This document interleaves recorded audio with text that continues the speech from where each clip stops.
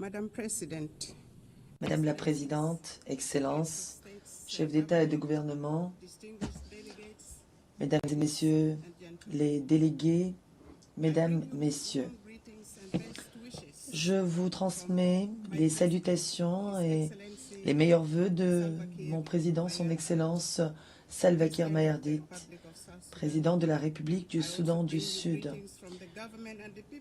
Je vous transmets également les salutations du gouvernement et du peuple du Soudan du Sud. Un message de paix, d'unité, de développement et d'attachement sans faille au partenariat avec les pays du monde entier. Je vous adresse, Madame la Présidente, toutes mes félicitations pour votre élection à la tête de la 80e session de cette Assemblée. Je salue également le secrétaire général des Nations Unies, M. Antonio Gutiérrez, qui fait tout pour promouvoir les principes et objectifs de cette organisation. Le thème choisi pour cette année, Meilleur ensemble, plus de 80 ans au service de la paix, du développement et des droits humains, a un écho retentissant dans notre pays. En effet, le pays est le plus jeune membre de cette organisation des Nations Unies. Après des années de combats armés pour la libération, nous avons accédé à l'indépendance en 2011. Hélas, 2 ans plus tard, le pays a de nouveau sombré dans une guerre civile interne avec l'aide de la communauté internationale. Un accord a été signé en 2018, connu sous le nom d'accord revitalisé pour le règlement du conflit au Soudan du Sud, ce qui a conduit à la formation d'un gouvernement de transition et d'unité nationale, gouvernement qui rassemble les parties belligérantes et d'autres partenaires et acteurs politiques. Des réformes dans le secteur de la sécurité, des mécanismes de justice transitionnelle, des réformes du secteur économique et une commission vérité et réconciliation ont été mises sur pied. L'action affirmative à l'égard des femmes au niveau national et local a également été décrétée. La présidence consiste d'un président et de 5 vice-présidents, dont je fais partie, dont 2 vice-présidents sont des femmes, ce qui permet de respecter le quota établi. Les forces unifiées ont été formées, certaines forces ont été déjà déployées, les autres attendent d'être déployées. La deuxième phase de la réforme du secteur de la sécurité devrait débuter en octobre 2025, le mois prochain. Ainsi, nous aurons complété la mise en œuvre du 2e protocole de l'accord de paix. Les autres protocoles devraient ensuite être mis en œuvre. Le mécanisme de justice transitionnelle est en cours d'élaboration et une commission vérité et réconciliation sera mise en place sous l'égide de l'Union africaine. Bien que la mise en œuvre de l'accord soit plus lente que nous ne l'aurions souhaité en raison de contraintes financières, certains membres de la communauté internationale contribuent néanmoins à cette mise en œuvre en nature. L'accord tient depuis 7 ans et une paix relative est ainsi réalisée, donnant de l'espoir à notre peuple. Nombreux sont ceux qui sont rentrés alors qu'ils étaient installés dans des pays voisins. Des membres de la diaspora également reviennent pour reconstruire une vie dans le pays. Nous préparons à présent des élections générales qui sont prévues en décembre 2026. Jusqu'à récemment, la cessation permanente des hostilités était respectée et une paix relative était assurée dans l'ensemble du pays.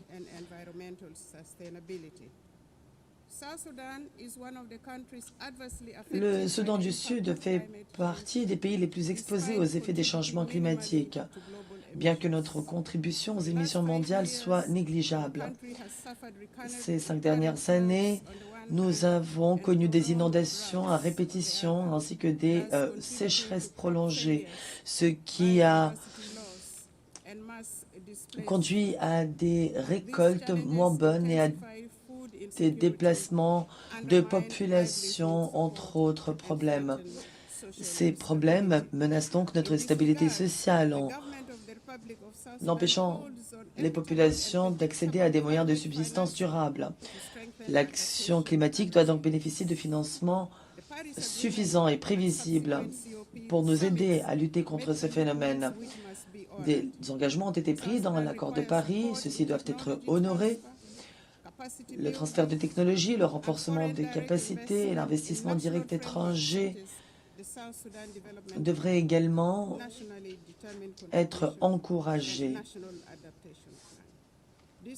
Nous avons des plans d'adaptation et d'atténuation qui doivent bénéficier d'un soutien international. Ceci est central si nous voulons assurer la stabilité environnementale du pays.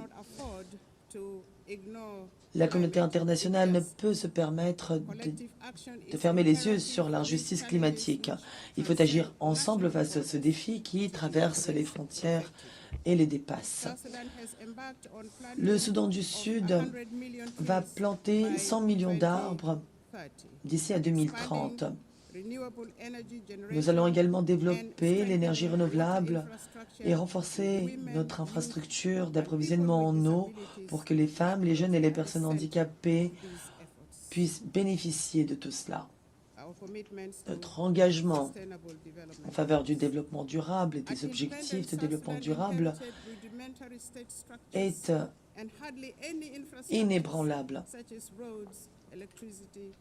Nous avons très peu d'infrastructures, peu de routes, un système de santé défaillant, une pauvreté extrême et une insécurité alimentaire généralisée. Mais nous sommes déterminés à régler ces problèmes. Nous avons défini des thèmes d'action, la gouvernance, la sécurité alimentaire, le genre, l'aide humanitaire et ainsi de suite. Le programme à l'horizon 2030 reste un cadre vital pour la paix et la prospérité. Le Soudan du Sud a bien progressé dans la transformation agricole et notamment dans la création de valeur ajoutée pour plus d'emplois dans l'agriculture et dans la pêche. Cela permettra aux populations de produire leurs propres denrées alimentaires. Notre politique consiste à produire ce que nous mangeons. Certains États sont déjà autonomes en matière de production alimentaire, ce qui contribue à la réduction du taux de pauvreté et à la réalisation des ODD 1 et 2.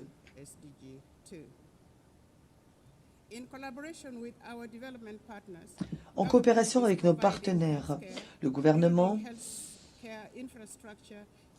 fournit des services de santé primaires, développe l'infrastructure de santé, améliore les soins de santé maternelle et infantile, sensibilise à des maladies transmissibles et vaccine contre des maladies comme le choléra et d'autres maladies transmissibles. L'accès à l'eau potable et à l'assainissement s'améliore. Dans le cadre du nouveau programme de transformation du secteur de la santé, nous visons à atteindre la couverture sanitaire universelle dans l'ensemble du pays. La pandémie qu'a connue le monde récemment a démontré à quel point il était urgent de renforcer les systèmes de santé et de garantir un accès équitable aux vaccins. Le Soudan du Sud a toujours défendu un cadre sanitaire mondial accordant la priorité à la préparation aux pandémies. Pour nous, la santé est un droit humain universel. Dans sa dernière allocution au Parlement au mois de juin 2025, son Excellence le président Salva Kiir Mayardit avait également déclaré que l'éducation était une priorité absolue pour le gouvernement. Aujourd'hui, le taux de scolarisation dans l'enseignement primaire et secondaire s'est fortement amélioré. De nombreux jeunes espèrent aller à l'université. Nous sommes passés de 300 000 à 2,1 millions d'enfants scolarisés à l'école primaire. C'est un progrès remarquable pour nous. Nous mettons également l'accent sur la formation des enseignants pour améliorer les qualités de l'éducation. Et malgré ces efforts, 2,8 millions d'enfants sont toujours déscolarisés. Le Soudan du Sud s'efforce d'améliorer le taux de scolarisation des filles. Nous investissons dans la formation professionnelle pour les femmes et les jeunes. Nous remercions d'ailleurs tous les pays qui ont offert des bourses à nos jeunes pour qu'ils puissent se rendre dans leur pays et y étudier.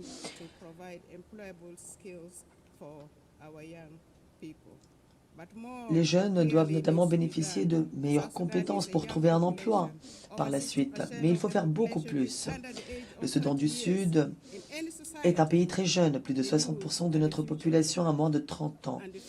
Or, nous savons que les jeunes sont l'avenir de toute société. Nos jeunes sont source de fierté. Nous avons récemment participé aux Jeux Olympiques à Paris. C'était un moment très important pour le Soudan du Sud et l'Afrique. Les athlètes sud-soudanais ont fait preuve de talent, de discipline, de résilience. Ils ont incarné l'esprit de notre nation et notre détermination à nous élever. Le sport aujourd'hui est une source d'unité et d'espoir. Le sport rassemble les communautés. Notre équipe de basket s'est d'ailleurs distinguée en se classant meilleure équipe du continent africain lors de ces Jeux olympiques. Depuis notre indépendance et conformément à la constitution de transition adoptée en 2011, qui a depuis été amendée, nous avons pris d'importantes mesures pour que l'égalité entre les sexes soit aujourd'hui omniprésente dans notre programme de développement et de gouvernance.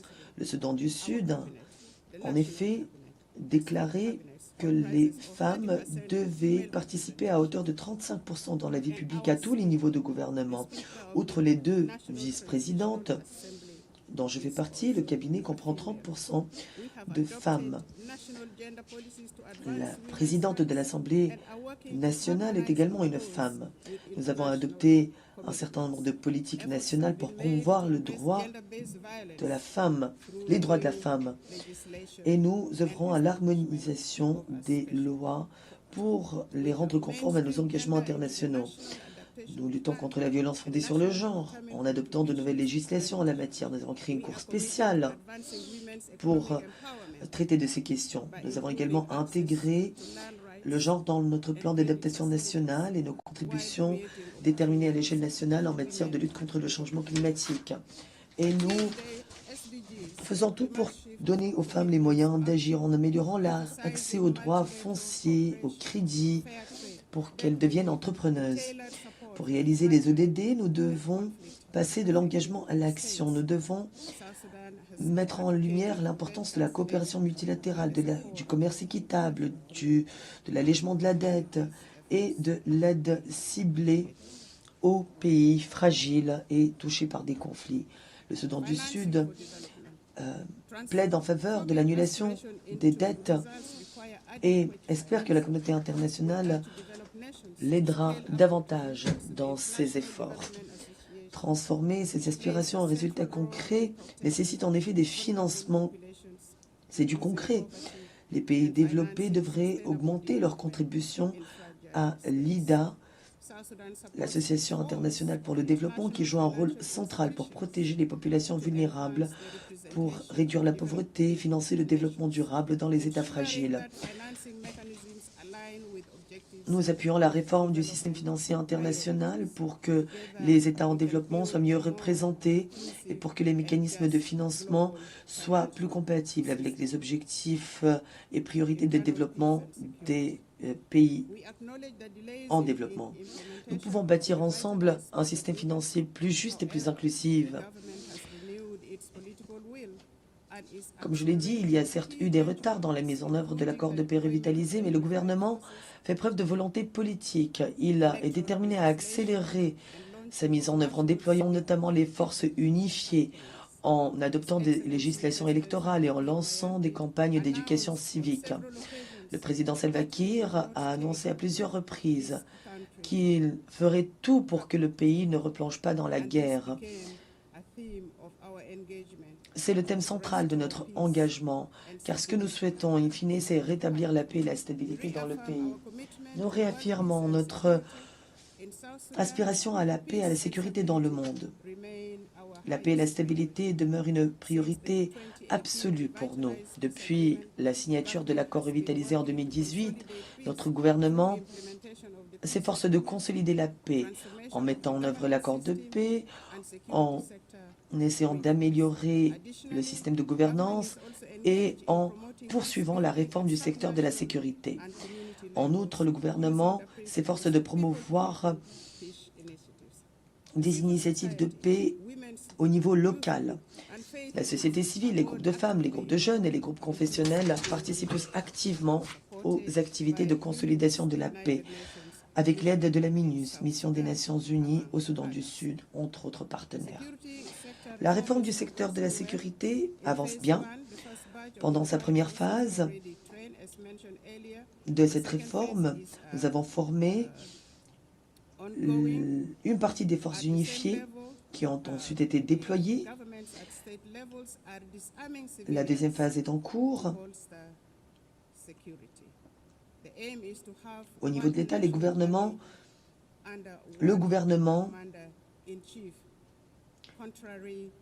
prend des initiatives de désarmement des civils pour renforcer la sécurité. L'objectif est d'avoir une armée nationale unique sous le commandement d'un seul chef.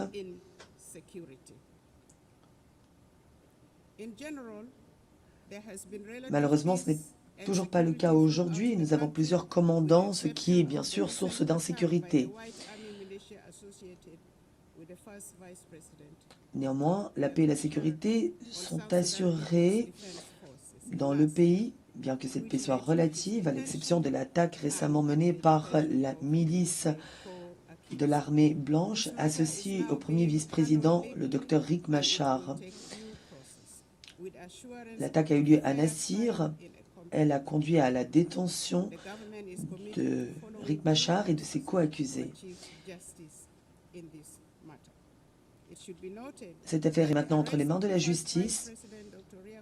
Nous veillerons à ce que le docteur Riek Machar bénéficie d'un procès juste et équitable. Toutes les procédures légales seront respectées. Son arrestation n'a pas de motivation politique. Elle ne met pas en péril le processus de paix ni l'ordre constitutionnel dans le pays. Malgré ses poursuites judiciaires, le docteur Machar et ses autres co-accusés se présenteront à la Cour comme le veulent les procédures légales. Leurs droits seront respectés, tout comme leur accès à une équipe de défense au tribunal. Le Soudan du Sud reste ouvert au dialogue avec les groupes qui n'ont pas encore signé l'accord de paix. Nous envisageons la reprise de l'initiative de paix de Toumaïni et nous nous félicitons des initiatives menées par nos partenaires régionaux pour faciliter ce processus. Nous demandons aux communautés régionales et internationales d'exhorter ces groupes à renoncer à la violence armée et à participer au dialogue politique. Nous appelons également la communauté internationale à continuer d'appuyer nos efforts de paix et notre processus démocratique en fournissant une assistance technique et des initiatives de renforcement des capacités. La consolidation de la paix au Soudan du Sud est vitale pour la stabilité de toute la région de la Corne de l'Afrique, des Grands Lacs et au-delà. Depuis notre dernière allocution devant l'Assemblée générale, le Soudan du Sud a lancé un véritable projet de transformation. Nous avons lancé un plan de développement qui s'étend sur la période 2026-2036, dont l'objectif est de diversifier notre économie, de renforcer nos institutions, de réduire notre dépendance vis-à-vis des exportations pétrolières. Entre autres, ce plan repose sur les principes de transparence, d'inclusion et de résilience. C'est ainsi que nous entendons mener les réformes nécessaires dans notre pays en matière de gestion des finances publiques et de prestation des services. Nous avons lancé des audits indépendants, renforcé le contrôle des marchés publics et avons engagé des réformes budgétaires comme le stipule l'accord de paix revitalisé. Nous sommes déterminés à favoriser une culture de l'intégrité, de la responsabilité et de la bonne gouvernance. Et comme je l'ai dit, nous souhaitons devenir moins tributaires des exportations pétrolières pour que l'économie soit plus durable, plus verte. Nous investissons dans notre terre. Une nouvelle initiative bénéficiant aux petites et moyennes entreprises dans l'agriculture permet maintenant aux agriculteurs et aux acteurs de l'agroalimentaire de disposer d'outils utiles pour développer leurs entreprises. Ils peuvent également accéder à plus de marchés et à des formations. Nous avons investi dans l'irrigation, dans la distribution des engrais, dans les technologies post-récolte et dans le renforcement de la productivité et de la sécurité alimentaire. Nous avons créé des structures gouvernementales au niveau national et étatique, ainsi que des commissions constitutionnelles. L'éducation civique progresse également. Et le Conseil des partis politiques a été créé et a commencé à enregistrer les partis qui souhaitent participer aux élections. Il y a donc beaucoup d'évolutions positives. Par conséquent, le Soudan du Sud appelle à la levée des sanctions ciblées individuelles et à la levée de l'embargo sur les armes qui visent mon pays. D'après l'accord de paix, la période de transition doit se terminer lors de la tenue des élections générales prévues actuellement pour décembre 2026. Ceci permettra aux Sud-Soudanais d'élire démocratiquement leurs dirigeants pour la première fois de l'histoire du pays. Son Excellence le président Salva Kiir Mayardit a réaffirmé la volonté du gouvernement de permettre le bon déroulement de ces élections de manière à ce qu'elles soient crédibles, inclusives et pacifiques. La création des institutions électorales, et notamment de la Commission électorale nationale et du Conseil des partis politiques, y contribue. Le Bureau des statistiques a été restructuré pour qu'un recensement soit réalisé également. La Commission d'examen de la Constitution a été restructurée et travaille activement à la rédaction d'une nouvelle constitution permanente qui devrait être prête avant les élections. Des groupes de la société civile participent également au processus. Ils sont associés notamment des femmes et des jeunes. Le Soudan du Sud est déterminé à promouvoir également la protection des droits humains. Nous renforçons les institutions nationales. Nous avons mis en place des initiatives d'autonomisation des femmes et des jeunes et nous avons pris des mesures pour intégrer l'égalité entre les sexes dans notre programme de développement et de gouvernance. Nous n'oublions pas non plus les personnes handicapées. La société civile participe activement à la promotion des droits humains et à l'éducation civique, car nous pensons que le dialogue, pour être constructif, doit associer toutes les composantes de la société. C'est la meilleure façon de bâtir des institutions résilientes et justes. Madame la Présidente, le Soudan du Sud et le Soudan partagent des liens économiques et historiques très forts, ainsi que la frontière la plus longue de la région. Le pétrole exporté par le Soudan du Sud passe par le Soudan. Par conséquent, l'évolution de la situation au Soudan nous touche et nous concerne directement. Depuis le début du conflit au Soudan en 2023, nous avons accueilli des réfugiés soudanais et des personnes déplacées. En partenariat avec les agences d'aide internationales, nous fournissons de l'aide humanitaire et avons même donné des parcelles de terre aux réfugiés pour qu'ils puissent cultiver et produire leurs denrées alimentaires, leur donnant ainsi la chance de s'intégrer dans les communautés locales. Mais l'accord de paix de 2005 n'est pas encore complètement mis en œuvre. Il y a par exemple la question de la délimitation des frontières et du statut final d'Abyei, y compris le statut des communautés Ngoni Dinka d'Abyei, qui attend d'être réglé. Nous sommes déterminés, évidemment, à travailler main dans la main avec le gouvernement du Soudan pour régler ces questions à l'amiable. La composition actuelle du Conseil de sécurité ne reflète pas les réalités du monde d'aujourd'hui. C'est la raison pour laquelle le Soudan du Sud soutient l'appel à l'élargissement du Conseil de sécurité dans sa catégorie de membres permanents pour y associer les pays africains. Nous sommes également favorables à la levée des sanctions qui visent de nombreux pays, dont le nôtre. Lors de son indépendance, le Soudan du Sud a hérité de structures étatiques rudimentaires et d'infrastructures défaillantes. Nous n'avions ni route ni électricité. Le gouvernement fait tout aujourd'hui pour conduire une nation forte et édifier des institutions capables de fournir des services comme la santé, l'éducation et la sécurité. Le Soudan du Sud met tout en œuvre pour assurer cette transition vers le développement. Ce que nous demandons aujourd'hui à la communauté internationale, c'est de continuer à appuyer le Soudan du Sud, car notre pays est doté d'un potentiel immense, de ressources naturelles abondantes et d'une population jeune, autant d'atouts dont il faut tirer parti. Nous donnons activement aux femmes et aux jeunes de nouvelles chances pour qu'ils puissent participer pleinement au développement de notre société. L'ONU a été créée avec la conviction que l'humanité est plus forte ensemble. Le thème choisi pour cette année, Meilleur ensemble, rappelle notre responsabilité commune.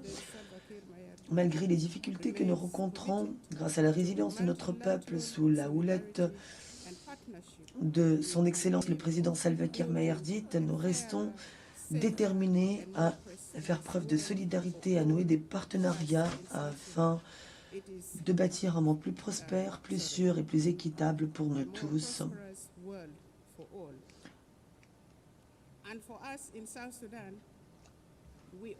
Pour nous aussi, au Soudan du Sud,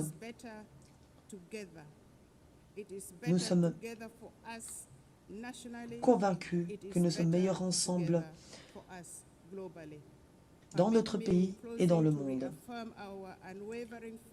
Permettez-moi pour conclure de réaffirmer notre détermination à continuer de croire dans les principes des Nations Unies et dans la possibilité d'un monde meilleur fondé sur la solidarité et des objectifs communs. Que Dieu vous bénisse. Merci de votre attention.